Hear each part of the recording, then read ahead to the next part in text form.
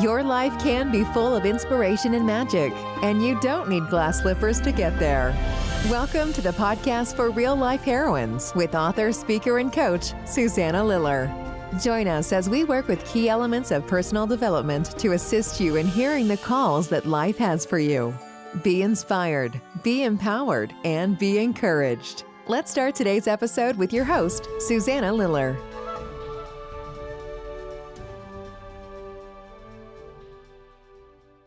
We're going to begin. Hi, everyone.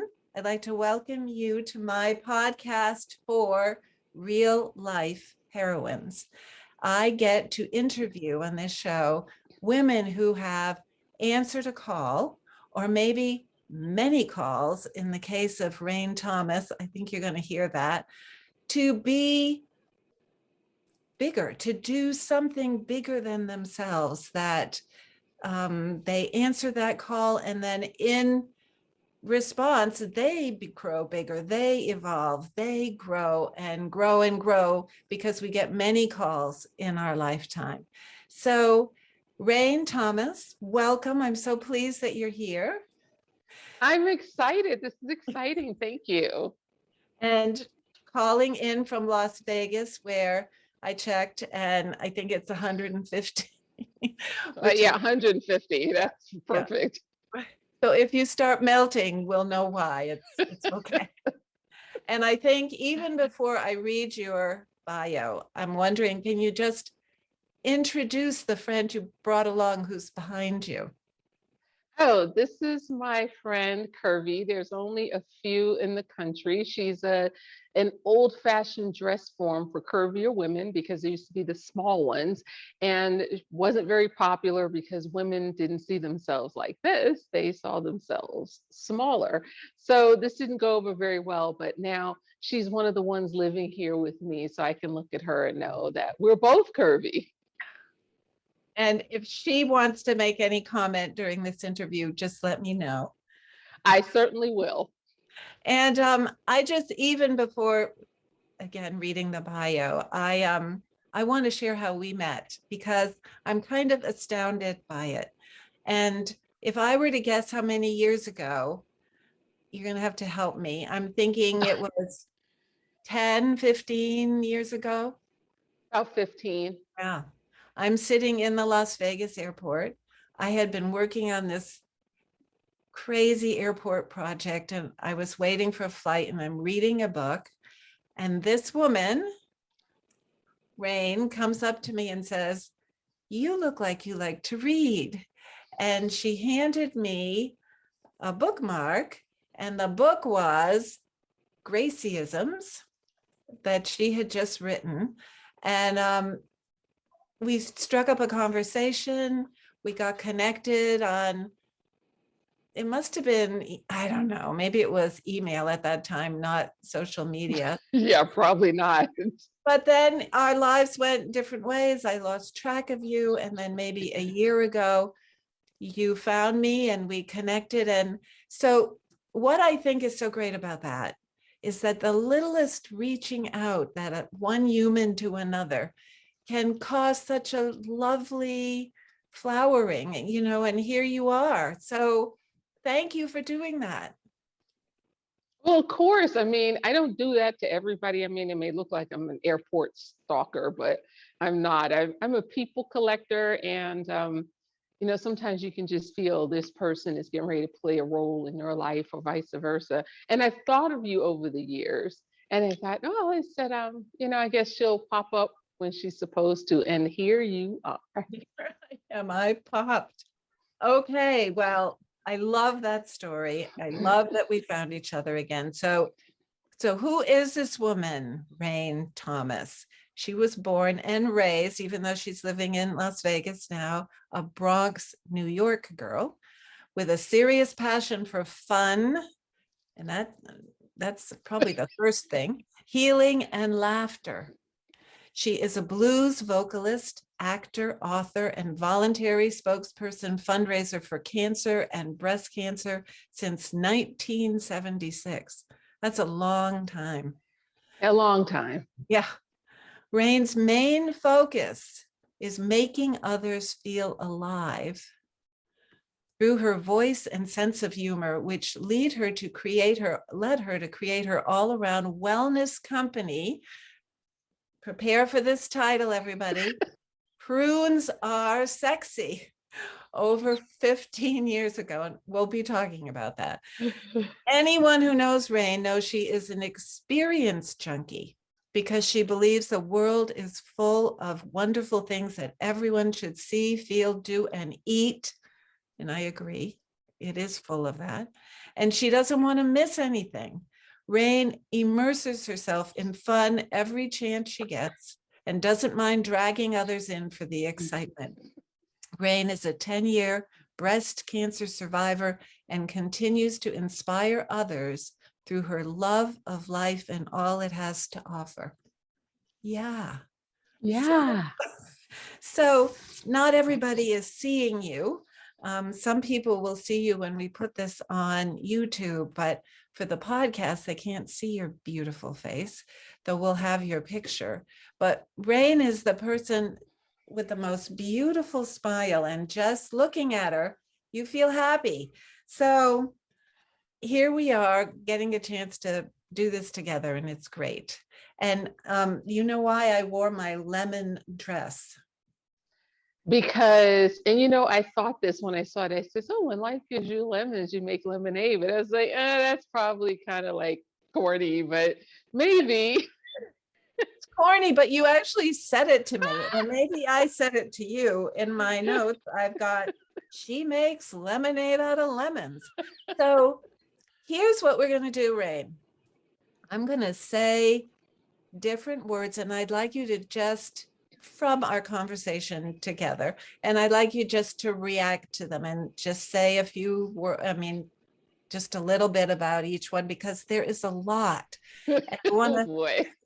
I want to say to my listeners that I have 3 pages of many things, that all the things in film and television and vocal and theater and volunteer work and speaking engagements.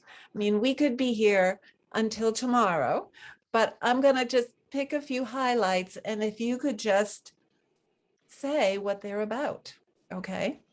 I like it. It's like a fun game of sorts. Right. So how about we just start with this Madame Duverac? Who the heck is Madame Duverac? A few years ago, one of my really great friends, Scott Hill, who is the general manager of Theater West Virginia, he's always in something. You think I have a lot of fingers and toes. He is, and that's probably why we get along so well. But he brought me out a few times to perform for live theater out there in roles that people hadn't played before, people of color. And then he introduced me to Danny Boyd, who wrote Paradise Park years ago, West Virginia cult classic. And this huckster guy comes to town, and you know, there's these people, it's God comes to a trailer park is the way they sum it up. And people start figuring out what they want because he's going to grant a wish, and this huckster comes through. And Danny somehow says, Rhayne, I'm going to rewrite that part. It'd never been a musical before. You're going to play the huckster, and you're going to play Madame Duverac. So he wrote out the guy's part. It wasn't even a musical, and wrote me in. They wrote a song for me. They had some great writers and musicians come along that are West Virginia proud, and they wrote No Money Down. So I really just come out one time, and it's just wild and crazy, and boom, Madame Duverac. Wow. And so you were the huckster that was God in the trailer park. Wow. The whole thing, act 1, I'm not in there at all. And then act 2, you know, they're in the trailer park and everybody starts biting at each other because they're like, well, if there's one wish, I want the wish, I want the wish, I want the wish. And there's one guy there who's like, I'm going to become rich. And Madame Duverac says, I don't need no money down, and I could buy these houses. And this trailer rolls up and this wacky doodle music comes on, like, da, da, da, da, da, and the trailer opens up. And this strobe light is in there with velvet curtains. And there I am in this silver, like sequin dress with a whole entourage of women and men dancers, and they escort me out, and I come out, and then this place is just, what are you doing here? It was awesome. And they're going to bring it back one more time, I think next year. So I look forward to playing Madame Dubrac one more time. Definitely. It sounds wonderful, and they should film it. Yeah. Well, so the role of a hustler. Yeah. So we also talked about your dad. Yeah. And I had asked you, because typically I'm talking with women who I call real life heroines, because they've answered their call and stepped into something greater. And I explained that to you, and you said, well, I don't really fit that framework, because I've always been reacting to what comes down the pike. I could say, but I'm not going to press the point too much with you, but that, well, each of those times you are leaping in response to what's being called from within you. And that has grown you into this mega wonderful person. But you said, well, it's because of my dad. And want to just say a few words about your dad?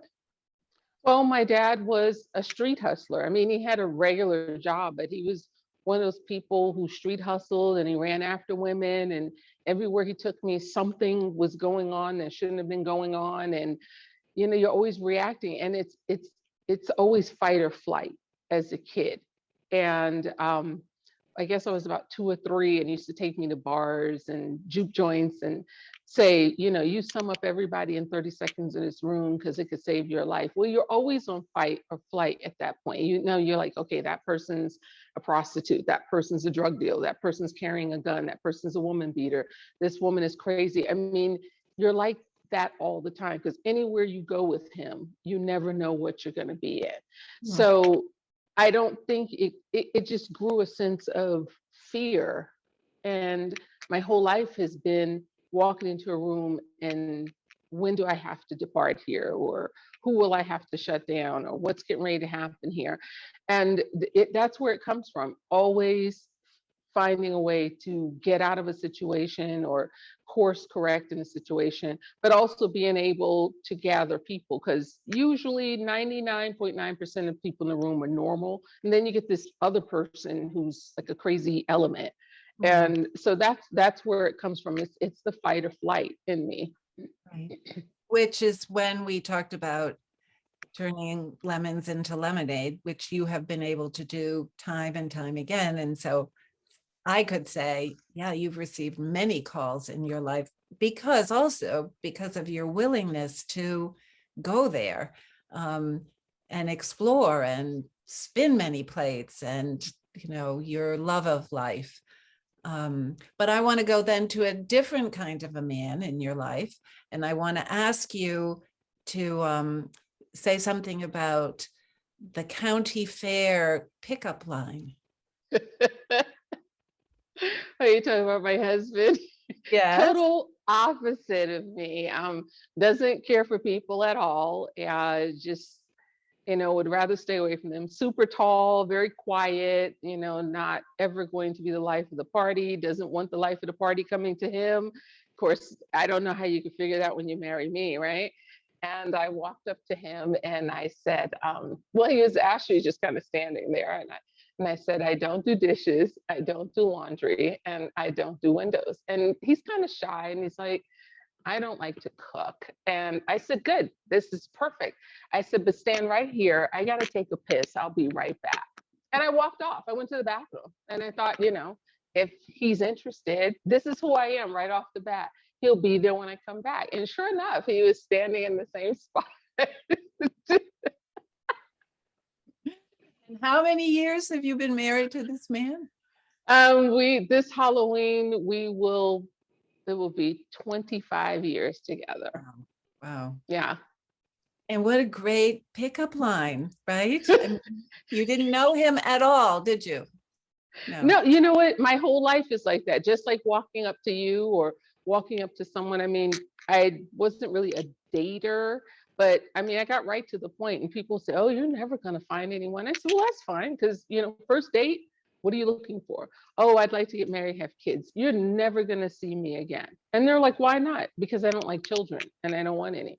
And people were like, you don't know where this can go. I'm like, a lie can't go anywhere. I mean, with my dad being a street hustler, I've seen and heard every line you could possibly think of. And I couldn't believe some of the women that believe those lines, because it was like, that's the most ridiculous thing I've ever heard. It's, you're building on a broken foundation.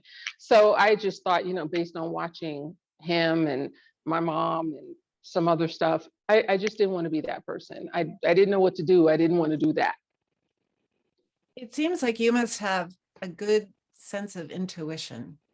You have to. If you're going to grow up in some place like the Bronx at a time, we're talking about the late 60s, early 70s with, drugs were rampant.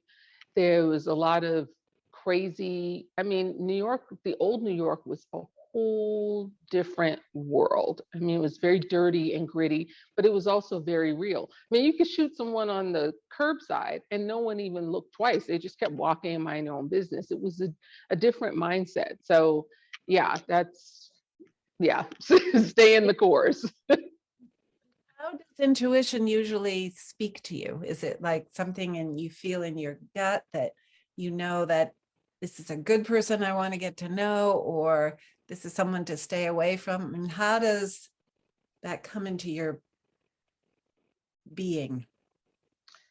You know what?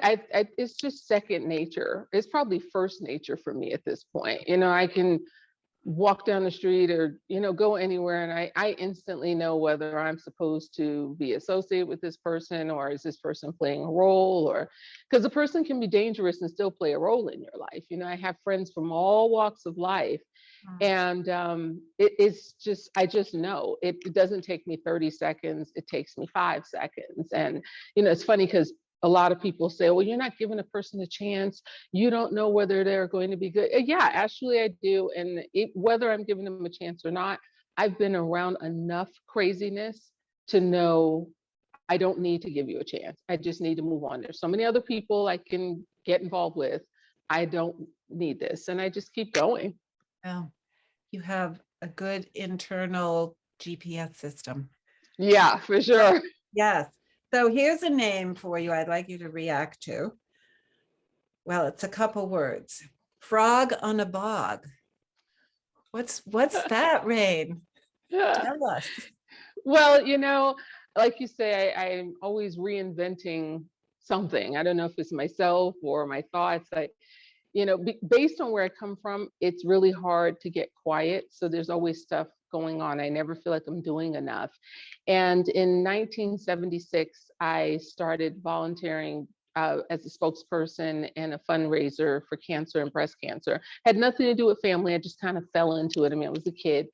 And over the years, I've gone out and talked to people about raising funds and being aware in your community. And that's all over the globe. And a lot of times people say, well, I only have $1, I only have $5. Yeah, but if you go in your community and there are 3,000 people and each person has $1, a woman or a man who's going through breast cancer that doesn't have $2 to park every day while they're going through treatment, that's a lot of money. So just trying to make people see things differently and creating lots of different fundraisers, because we all know fundraising and begging for money gets old. People are like, oh, I gave to so-and-so, I do the walk, blah, blah, blah. But to me, reinventing it where they want to get involved. Oh, so I create this and I create that. And, a few months ago, I created the Rainwear line, the Never Alone collection. Yes, right there. Me too. And I had 5 unsuspecting friends create names for colors, and they couldn't understand what they were doing. I said, this is the deadline. I need you to create an original name for a color. And they had no idea, which they never do. So I get these weird names that we can't pronounce, right? And I create the Rainwear collection. I had Rainwear actually about 35 years ago when I had my own designer collection of menswear, tall menswear, and earrings and jeans. And I didn't want to design. I learned to sew at an early age, another one of those things to, keep your mind off of other things. And I was like, I don't want to sew, but I always kept Rainwear. And I was like, oh, what if I create this line and women and men and whomever would buy these lipsticks, and they're only limited. They're only going to be around for 3 or 4 months or 6 months or 2 weeks, but percentages go to breast cancer patients and or their families and or survivors. So always creating something new to keep it fresh. Well, and so I just have to say that they're really good lipsticks. They feel Yeah. great. They're wonderful. And so I have Frog on a Bog, and I have Ziasper. Jasper. So you tell your friend that came up with that one that's well, both of them. I love both of them. So I will. yeah. And I didn't know they were going to be just for a while. So people need to go to Rediva Productions, right? .com and buy them. Or one is already sold out because I'm getting ready to stop the line. I did it yesterday because I have something new I'm going to add to the line in a couple of weeks. Are you going to be sharing that with us now, or should we just wait patiently? You'll just have to wait patiently. Okay, I can do it, but I can't wait. I cannot even imagine. Okay, so Prune Queen. Prune Queen. I know that you are the Prune Queen, so I am. we need to hear about that. I'm the Prune Queen. I'm the Prune Whisperer. I am the owner and creator of Prunes Are Sexy and Prunes Are Sexy National Holiday, which is June 15th every year. It started, the short version, when I was a kid, I wasn't allowed to eat candy. So I could eat fruit, but I liked fruit, but I liked raisins, a little small, but I liked prunes because they were like giant raisins and squishy. And so they became my all around favorite fruit. And, you know, every time you tell people I like prunes, they look at you like you broke in the Pope's house and stole something. And I'm like, they're good for you. And so about 15, 20 years ago, I told my husband, I said, you know what? I'm tired of people making fun of the prune. I'm going to make the prune sexy. And, you know, he does what everybody does. He's like, okay, do your thing. So I started Prunes Are Sexy Productions, and prunes making you run for breast cancer. So one of my friends and I, she's in the military. She just retired, actually. She's like, well, let's do some t-shirts, and we'd wear them. And of course, people would want one. And it's to remind you that wellness is a step. So, you know, people would private message me, or people I don't know, and they say, well, you know, I can't even walk to the kitchen. I said, well, put on the Prunes Are Sexy shirt with the big prune and sneakers, and every time you look at it, take a step further. And you get people who call and write and say, now I can walk to my mailbox, or, you know, I go to the corner, or it makes me laugh. And that's what it's designed to do. So we would sign up for like half marathons and 10Ks and wear the Prunes Are Sexy shirt, and then prunes making you run, you know, and then people are like, oh, what's that about? And, you know, just, I told him, I said, it's a movement. Perfect. Perfect. So, you know, it's been lots of Prunes Are Sexy stuff, and went in and invested in some wines and started collections of Prunes Are Sexy wine for fundraisers. People love it. They love the different labels. So they would buy cases, and depending on the wines, a portion of it goes to breast cancer, or 100% goes to breast cancer survivors, especially in Nova Scotia. My friend Donna Paisley, who started a fundraiser there, Pink in the Valley, because they didn't have anything, and she and I were friends, and she's like, I want to do something for you. And so I go out every year, and we have other friends there that she knew, because, you know, Nova Scotia, Halifax, that area, Wolfville, very small. And they started creating all these things, and we do it under Prunes Are Sexy. And people from Canada started getting involved and raising money. And the first year we had 60 people at our fundraiser, and we raised like $3 grand. Had Wow. never had a fundraiser. People didn't know. And the next year, the oncology department came out, the nurses, which I think were like 4 of them, small oncology. And people started just donating stuff and paintings and one of the car dealerships, I think it was Steel, they would give a $5,000 off a new car if you wanted to buy it. And, just to raise awareness everywhere. So I keep it fresh to do that. And then I got on the California prune board because they changed the prune's name on the boxes to pitted plums. And I Oh, would write them. Yeah, you see it, it says pitted plums, right? So I just started writing a prune is a prune by any other name. And just like a rose, you don't call it a pitted flower. I mean, I was just like really in it, right? And a couple of years ago, they sent me a letter telling me, they said, Dear Rhayne Thomas, we're happy to let you know we are going to change it back to on the box. They're probably like, this woman is insane. Right. I'm sure they thought that. So they changed it. And then I started advocating for prunes having their own holiday, which is June 15th, which is my birthday. And that happened a few years back. Anybody, anybody who does any kind of event where they serve anything in the prune family, a portion goes to survivors or patients or survivor families for, whatever it is they want to do, is make sure they're vetted. And then, of course, the Andy Griffith Show folks in Mount Airy, North Carolina, they do Mount Airy Days, which is all the people from the Andy Griffith Show or their families if they're no longer alive. And we get together and we celebrate the Andy Griffith Show. And I am the prune queen from the Prune Pitter episode. See, so just look at this as an example of where this has taken you, right? Yeah. It's amazing.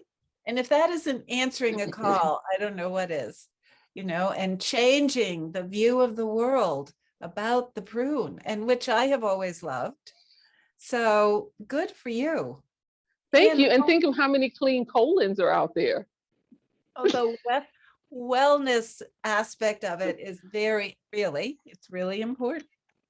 So if I were listening and I wanted to have a prune t-shirt or prunes are sexy t-shirt or do some sort of campaign in my neighborhood, how would isn't there a prunesaresexy.com website? No, we took that down because people don't really look at websites anymore. Everybody gets in touch with you on either Facebook or Instagram.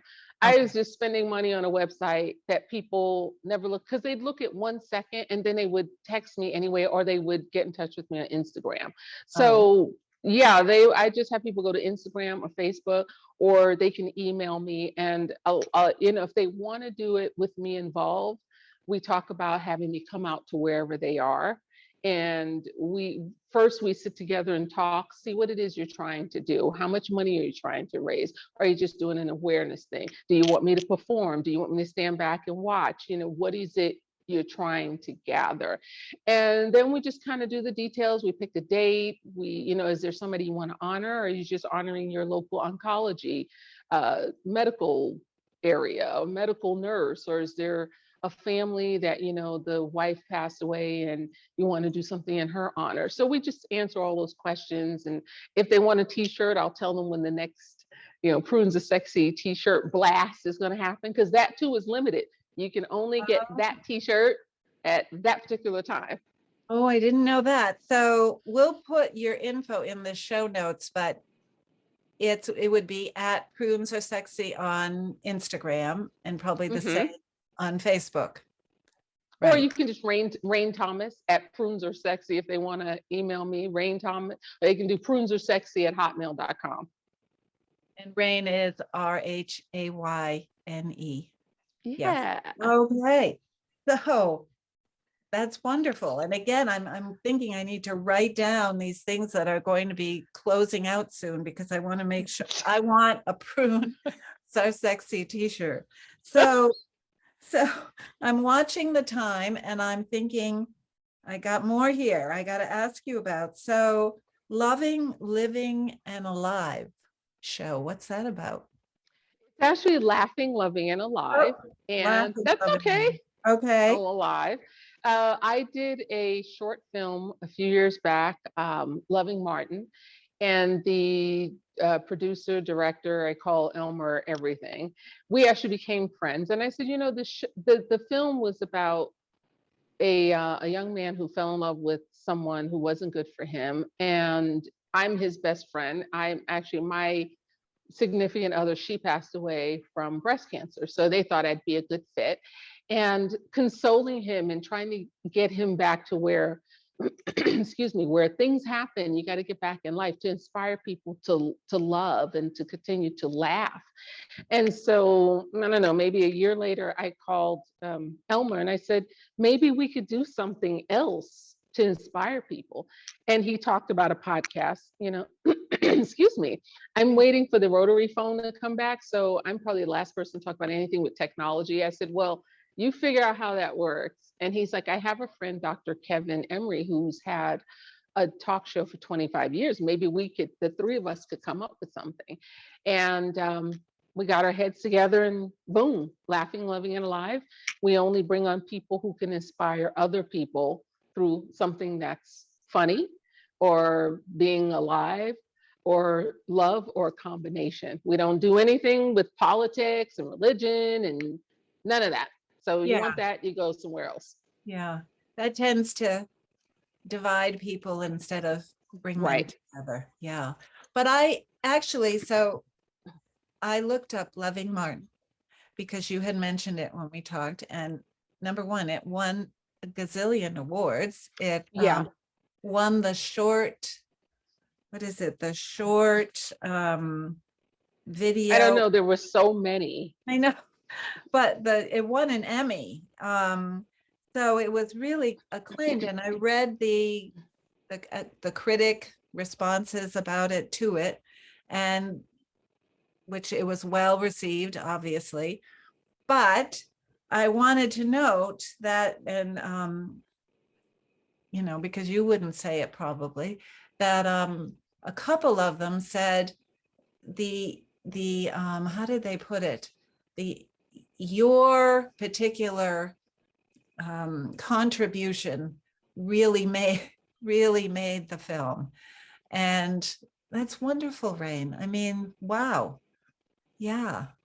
Yeah, it was an honor. It was a great cast. Elmer is doing some amazing things coming up that I can't talk about either. Okay. But it was, you know, there's not so much you can fit in 20 minutes or 21 minutes. And for him to nail it and to give me a role where I didn't have a lot of, you know, screen time, but I had enough to make an impact and, you know, have people say, wow, just to bounce back from tragedy and know that you can still move ahead. That was really important to me because I know one of the critics, they sent it to me and they said, that guy is really tough. And for him to give out a gracious review, that made it for me. So yeah. I would think. I thought that was wonderful, and I wanted to be sure to mention it. So I'm looking at my list, and we've talked about it's getting shorter. But the thing that introduced us way at the beginning was your book, Gracieisms, and what was that about? Well, you know, my parents are from the South, and my mom especially, she had all of these, I used to call them Gracieisms. When you know, in the South, nobody says what people in the North say. I'm a New York City girl to my heart. So growing up, you know, if you ask my mother something, I'd say, well, if I did this, or if I did that, and she'd look, and she was super Southern. She's like, well, if the bullfrog would have had a brass behind when he jumped off the bridge, he'd be here to talk about it today. What the heck does that mean? We don't have any bullfrogs. Bullfrogs don't have brass behind. So she had all of these nuggets, and the rest of the family did too. And I somehow remembered about 400 and some and put them in there. And, you know, my dad has his own section because that's a whole different kind of Gracieisms. But there were tons of those. And, you know, meeting people and going back to the South and talking to people. And, you know, and I hear people say, oh, such and such is such a nice guy, but bless his heart. I already know what that means. That person's a moron. Oh my God. Give us one more. My mom used to say, everything that's good to you ain't good for you. Yeah, So, there are just thousands. and so is your book still in print? Can we Yes, still? it is. Yeah, you go to What? Amazon, it'll pull up all my books. Okay. Because there's more than one. There's 5. Okay, can you name them all for us? If I remember, there is Hey Amy, I'm a Black lesbian rabbi and other spiritual insights. And that comes from sitting up too late with a good friend Amy on the phone. And it talks about it's another one to inspire you. There is no Black lesbian rabbi to date that I know of, but it just shows collect all these people and the things you go through. And then I did a book on garage sailing about things you should and should not buy or sell. And then there's I'm 40, I'm feisty, and there's a gray hair in my what? And other surprises after age 25. And it makes fun. And it's me. I talk about me. My books are candid. And if I know you, you end up in my books. And it's just talk about aging and some of the surprises and, you know, how to laugh about it as opposed to being depressed about it. And so it's just this whirlwind of books to just make people. Right, right. Which is why you say your mission is to make others feel alive through your voice and sense of humor and to make us laugh. And laughing is just the best thing ever. Ever. Ever. Yeah. So, all right, then, is there anything that I didn't ask you about or mention, and I could have done a lot more, but that you wish you could talk about? No, not necessarily. I always leave that to the host because, you know, for me, they're just things that I do. And until somebody brings them up, I don't even think about them twice. Right. Because you're still doing here and doing there. Right. And so if someone were to say, well, what's Rhayne doing now? I mean, what, after talking to Susanna, she goes out into the blistering Las Vegas heat, and what does she do? I don't know. It just depends on whatever pops in her head. Is, you know, like I said, I'm getting ready to add to the Rainwear Never Alone collection. But in the meantime, there's always something. We're always racing and ripping. And last year I was bored, so I grew fruit in the house. I grew like strawberries and figs and tomatoes. And then, you know, once I ate all those, I'm like, okay, what's the next thing now? What can we do next? And I do these planters that I've done my whole life, the old mannequin heads. And I'll go to farmers markets and sell those. And they grow plants and herbs, but it's the old doll head. My friends are like, that is creepy. They're always looking at you. Yeah, boy. I can show you a quick one. I have one right in front of me. I'm Good. getting up. I'm Okay. getting up. All right. So these are 2. Here's 1. Oh, that is creepy. So if you're not on YouTube, so it's like an old doll head. Oh my God. Yes. I used to have dolls like that with crazy hair, plant hair coming out of it. Okay. But so if you have old doll heads, send them to me. All right. So Rhayne, I have to let you go, but I want to ask you one more question. Okay. So women, maybe men, but mostly women will be listening to this show. What advice do you have for them on their journey, whatever it is their call is and how they're responding? What would be the encouragement or the advice that you'd give them? I just use the old adage, to thine own self be true. Yeah. And one that someone coined that I did a speaking engagement, I said, the biggest cancer is the one in your mind. And if you can get past the things in your mind that say, don't do it, or the people, the naysayers, the haters, you know, that's part of it. Just go do it. And a lot of times you need to do stuff in silence. Sometimes you can't share stuff with people because they want you to give them a definitive answer as how it's going to work. You may not know that yet. You may be on the step and you can't see the staircase. and they want you to tell them about the staircase and the next landing, and that doesn't work. So I always say, do it in silence. And when you come out, people are like, when were you working on that? How did that happen? That's the best advice ever. Good. To thine own self be true. Absolutely. Of course, now I'm thinking, what would your mother say? My mother, she wouldn't say. My mother chose to be illiterate, and she chose to be a doormat. And that was by choice, because she was like, I'm so beautiful, I want to do nothing. So that was another reason I was not going in that direction. So there's no Gracieism for this.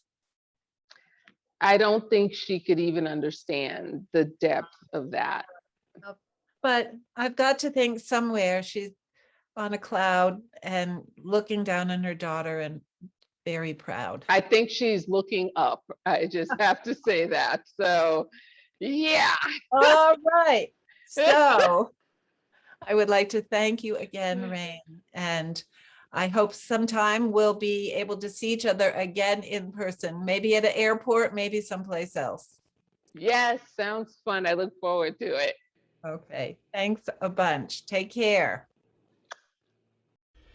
Thank you for listening to the podcast for Real Life Heroines with Susanna Liller. We're so glad you've joined us and would love to connect with you outside of the show. To find more about Susanna and how she can assist you in your heroine story, go to susannaliller.com/blog or find us on social media and YouTube by searching Susanna Liller. You can also email us directly at susanna@susannaliller.com. We'd love to hear from you.